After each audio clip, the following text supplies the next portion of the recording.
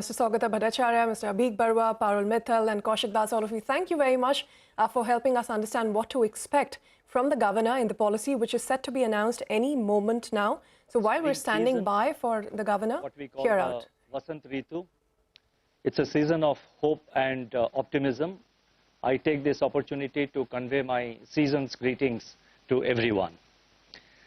As I set out the first monetary policy statement of the new year, I am reminded of the historical significance of 2023 for the Reserve Bank of India.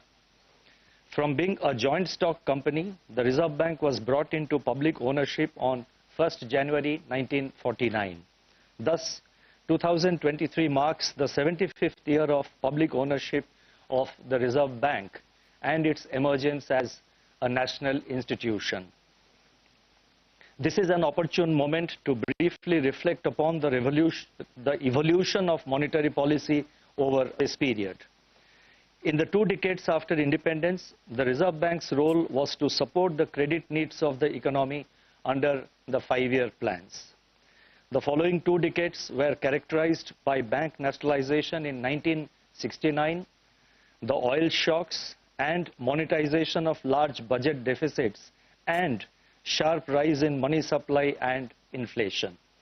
Monetary targeting was adopted in the mid-1980s to contain growth in money supply and curb inflation pressures. Since the early 1990s, as everyone knows, the Reserve Bank focused on market reforms and institution building.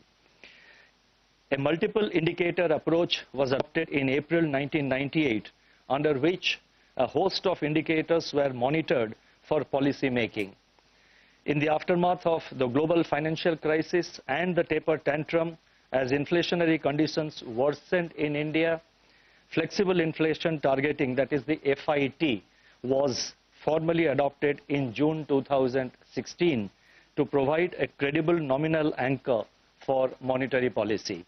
As we know, the primary objective of monetary policy under the flexible inflation targeting framework is to maintain price stability while keeping in mind the objective of growth. Coming to present times, the unprecedented events of the last 3 years have put to test monetary policy framework across the world. In a very short period, monetary policies across the world have veered from one extreme to the other in response to a series of overlapping shocks. In contrast to the great moderation era of the 1990s and the early part of the current century, monetary policy was confronted with an unprecedented contraction in economic activity, followed by a surge in global inflation. This calls for a deeper understanding of the structural changes in global economy and inflation dynamics and their implications for conduct of monetary policy. In the current unsettled global environment, emerging market economies are facing sharp trade-offs between supporting economic activity and controlling inflation while preserving policy credibility. As global fault lines emerge in trade, technology,